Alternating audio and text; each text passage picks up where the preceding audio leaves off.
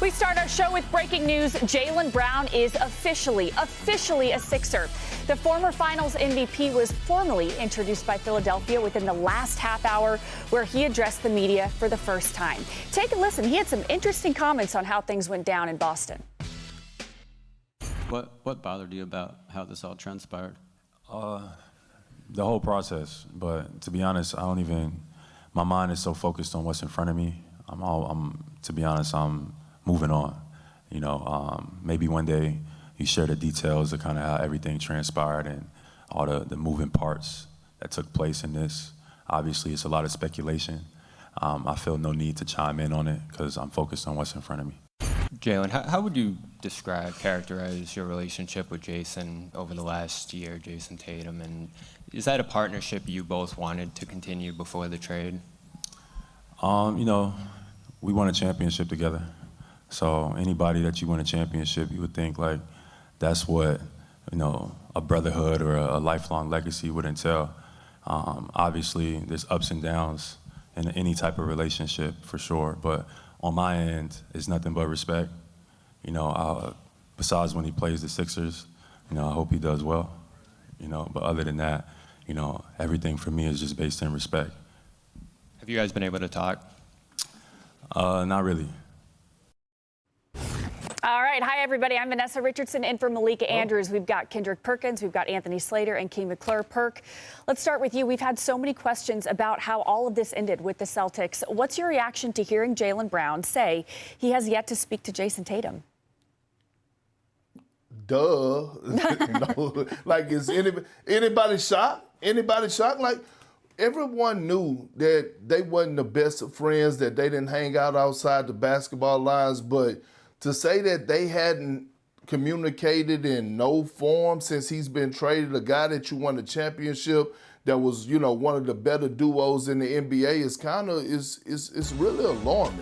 And it started to, you know, more questions and that I want to know, like, as far as what was the real relationship with Jaylen Brown and the entire Celtic organization? Because Jayson Tatum didn't come in the middle and say, hey, let's stop this. And matter of fact, Jayson Tatum basically says it's time to move on. So, again, you hate to see a relationship end this way, especially two guys that wasn't even knocking at the door of their prime, accomplished a goal of winning the championship in one of the hardest cities to do so.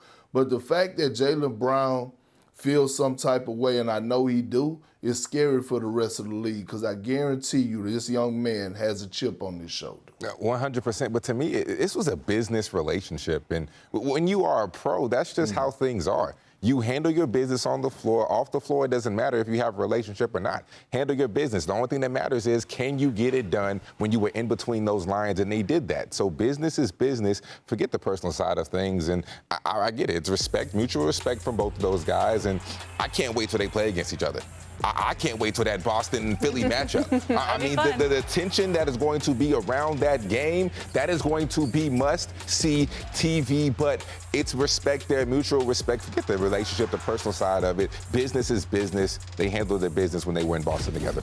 Y'all remember the Durant-Westbrook first game against each other? I was in the building. That was the cupcake night. Perk remembers. Oh, yeah, Perk remembers that. You know, I've been around a lot of star partnerships, and it was always emphasized to me, you know, the Thunder days I'm talking about, all the Warriors, you know, teammates, that you guys don't have to be best friends. They have different interests, different personalities. Some guys have kids and wives, some guys don't.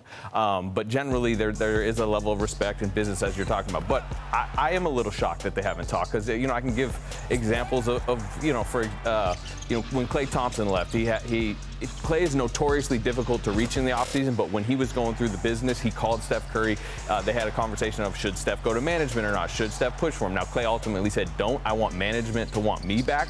But Steph had that conversation. When Kevin Durant left for Brooklyn, Steph Curry flew back early from Asia to sit down with Kevin Durant and kind of have that final conversation. So I would think they would just have a lot to talk through as guys who've been together for so long. But according to Jaylen Brown, they haven't talked, and that does kind of surprise me.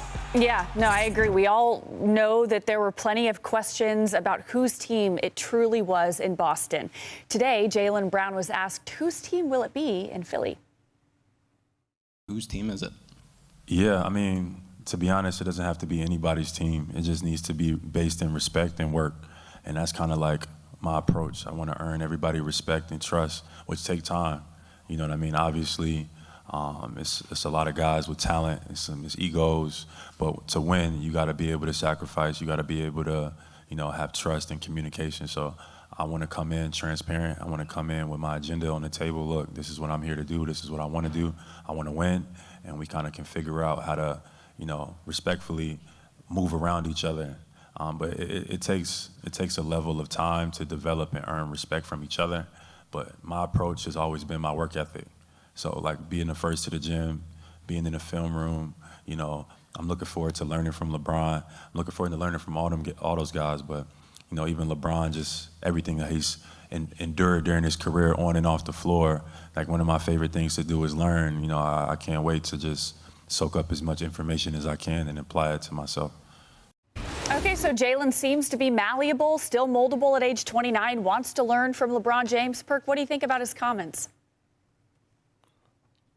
I mean, he laid it out. I thought that was perfect. In my opinion, he couldn't have said it no better when it comes to earning the trust in the locker room, right? And you do that by not what you say, but your actions. And we know that Jaylen Brown is one of the hardest working guys in the NBA. We know that he has a high IQ. We know that he's an intelligent human being. But the one thing that the one word that stood out to me is the word that always stands out when you're trying to win the championship, and that's the word sacrifice. Like if you're trying to reach a bigger goal, you got to find a way to lose yourself in the team. Now you're going to reach smaller goals individually, trying to accomplish the bigger goal of winning the championship. But from all the conversations, from listening to Jaylen Brown talk, it's only one goal and one agenda that's going on in Philadelphia right now, and that's the great sign leading and heading up into training camp in a few months. King, Jaylen said it could be anybody's team on a night-to-night basis. Is there a player you think is going to benefit the most from him being in Philly, adding Brown, adding LeBron? You got a bunch of young guys, right? You've got V.J., you've got Maxey. Who benefits the most? I think it's V.J. Because I think when you look at Tyrese Maxey, he's going to do what Tyrese Maxey does. You look at Jaylen Brown, he's going to do what he does best. Same thing with Embiid. He's going to be able to be a down low, dominant post threat. But V.J.'s game is predicated off of cuts, off of catch and shoot threes, and off of being able to thrive in transition. When you play with a guy like LeBron, let's take a look at this right here, right? Look at what LeBron can do. He sets his teammates up in ways that's almost better than anybody that we've seen in basketball history. So when you look at a guy like V.J. Edgecombe, who excels in these categories, if we roll the film, I will show you exactly where LeBron will set him up for success. Take a look at this right here. Out on the break, V.J. Edgecombe is the first one out. And when we talk about athleticism, oh my goodness. Meet him at the rim because my man can fly. This is going to be a highlight reel season for V.J., but it's not just in transition. Look at what he can do right here. Off the ball screen, right? He's being guarded by a 5. Well, he sets the ball screen. He can space to the three-point line. This is easy. You just walk into it, catch and shoot Trey. You better guard it because his jump shot's gotten a lot better. But right here, he's playing with PG. Imagine LeBron right there. Imagine how much attention LeBron is going to get. So now when VJ cuts to the rim, we talk about finishing through contact. He is one of the best. I mean, that right there, those three facets of his game, they're going to go to a different level. And you're going to look up and say, VJ Edgecombe had an even better sophomore season than his freshman. Sacrifice is a word that Perk used earlier, and they're hanging out. And I think the vibes are obviously very good, but it's a lot easier to say all of this in August than in January when you've lost 3 in a row. And that's just the one thing. I want to see this team go through some adversity. What are the shot attempts for this guy on this night, and what are the motivation levels and all that? And, we'll see. But, again, it's August, and it is not January. Right? Yeah, it's so true. All right, coming up on NBA. Perk likes that.